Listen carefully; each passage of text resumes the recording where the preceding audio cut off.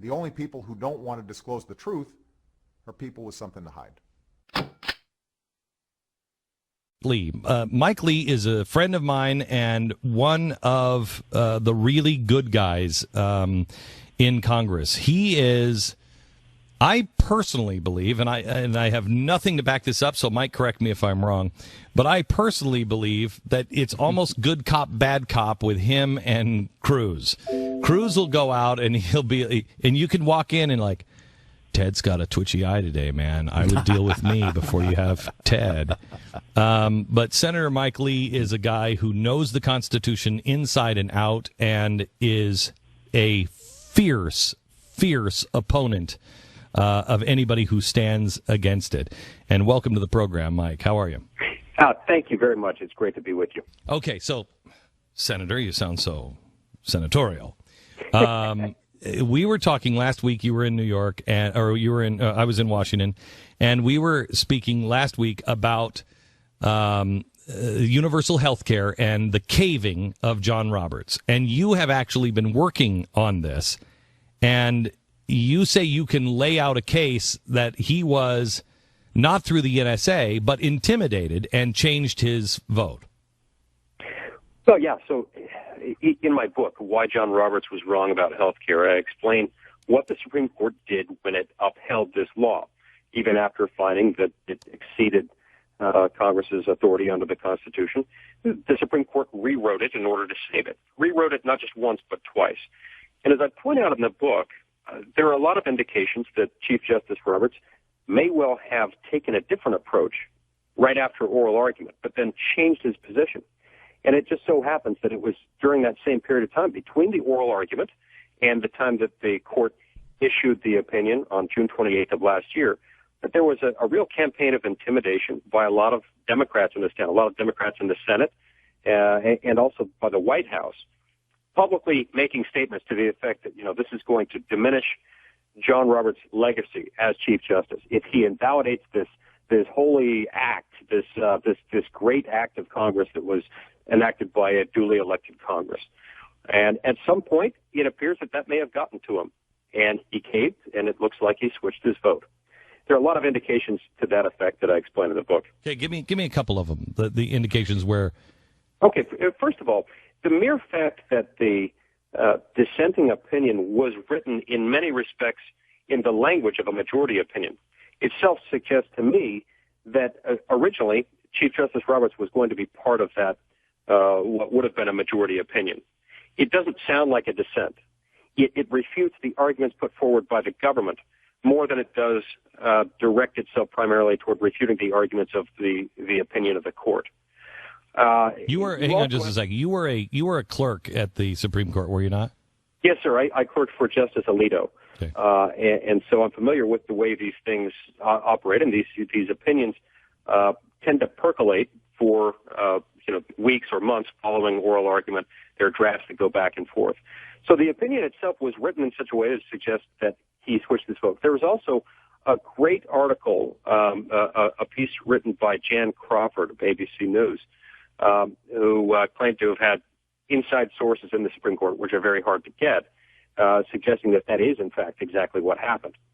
And then, meanwhile, this occurs at exactly the same time that you have people like my friend and colleague Pat Leahy, Democratic senator from Vermont, the chairman of the Senate Judiciary Committee. He took to the floor at about the same time when it's alleged that he may have switched his vote, specifically talking about how the court has no business being activist and invalidating this duly enacted act of Congress. There was a heavy campaign designed to, I think, suggest to Chief Justice Roberts that he should just shy away from invalidating it. In any event, that's what happened. He shied away from it, and he rewrote it in order to save it. There were a lot of people that said, "Oh, look at how great this is. He's coming across the aisle." Yes, and I specifically addressed that point in Why John Roberts Was Wrong about health care. And what I explain is that there is no aisle in the Supreme Court. There is no aisle on that bench, either literally or figuratively. The significance of whether you were appointed by a Republican or a Democrat becomes completely irrelevant once you're confirmed by the Senate. And so there's no reaching across the aisle. This isn't a show of magnanimity that you're going to work with people supposedly of the other party. There is no party structure in the court. And in fact, if a jurist were to do that and were to go against his or her own views about how that case should be decided based on the law and facts before the court, that would be a betrayal of the judicial oath.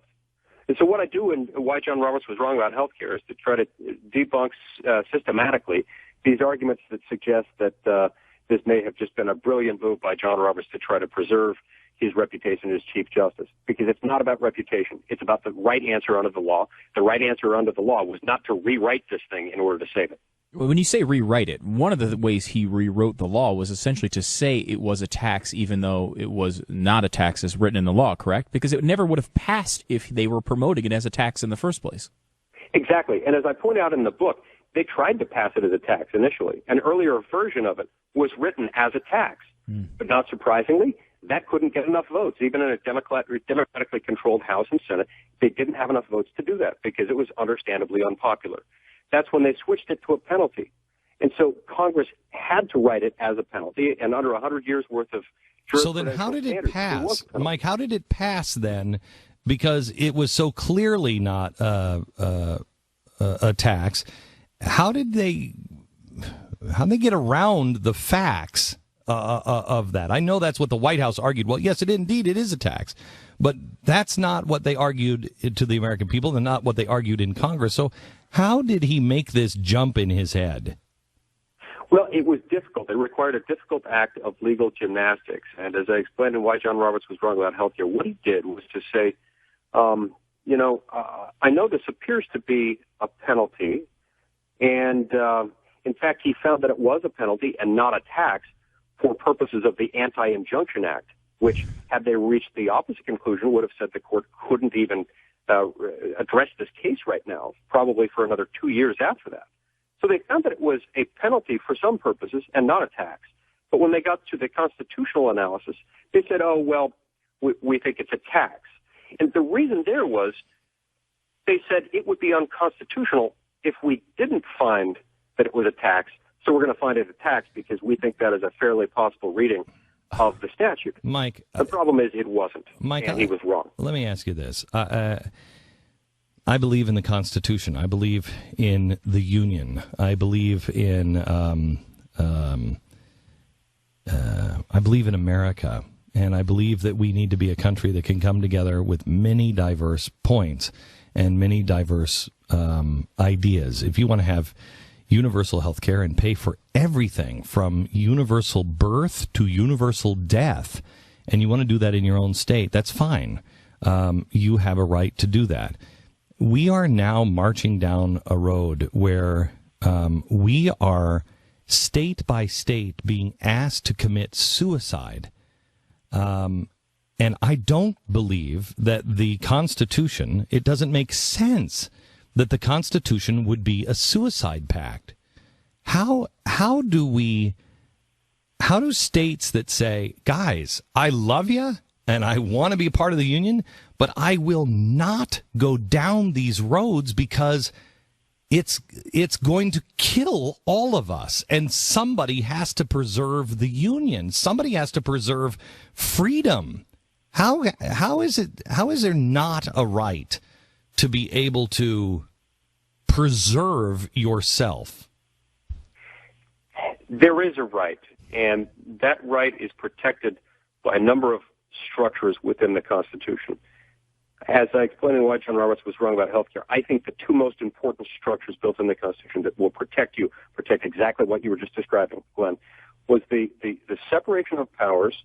First, the separation of powers along the horizontal axis within the federal government divides legislative power from executive power, from judicial power. And also the separation of powers along the vertical axis between the federal government on the one hand and states and local governments on the other hand. If we followed those, as the Constitution contemplated we would have the kind of society that you described, Glenn, where people in Vermont, if they wanted to, could have a single-payer, government-funded, government-run healthcare system. They could knock themselves out. I would never, ever live in Vermont for that reason, but they could do it. we would have a kind of society where people could get more of the government that they want and less of the But is there any chance of us actually getting back to that without some sort of craziness, of the 1860s? Is there any way? I mean, the progressives, one of the first things they did was they made sure that your job went into the election instead of being beholden to the state legislature.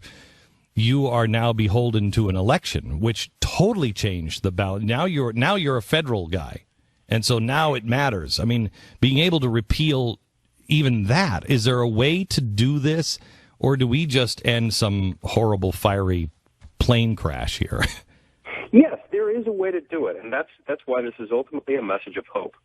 There is a way to do it, and it's through the electoral process. And sure, there are things that have made it more difficult, but increasingly, as I talk to people from throughout my state and across the country, people are naturally drawn, they're naturally receptive to the argument of federalism and separation of powers.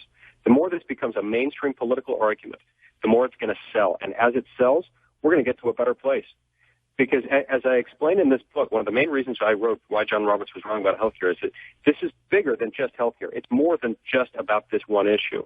This is about the fact that we've drifted far from separating power between the three branches of the federal government and separating what's state power from federal power. And I explain in this book. What's the name of it again? Don't do it. Don't make him say it again. All right. Now, Senator Lee, is the book out? Is it out today? Is it out now?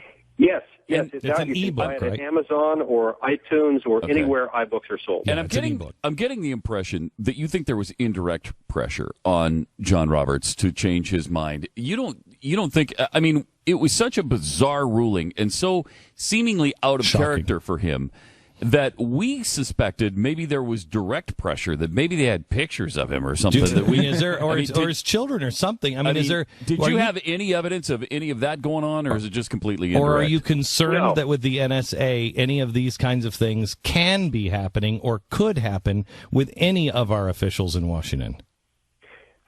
Sure.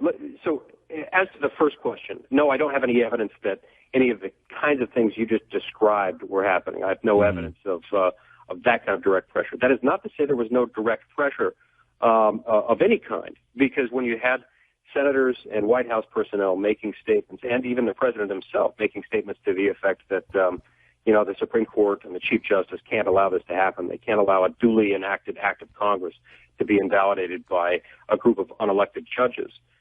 They were denigrating the authority of the court. They were implicitly, threatening to embarrass the court any way they could in doing that. That doesn't mean that they had pictures or anything else. But as to your broader question about concerns about the NSA, I think these are things that we all need to worry about. We have asked, there have been questions asked of NSA personnel. Did you take efforts to not collect data on Supreme Court justices or on members of Congress just out of respect for separation of powers?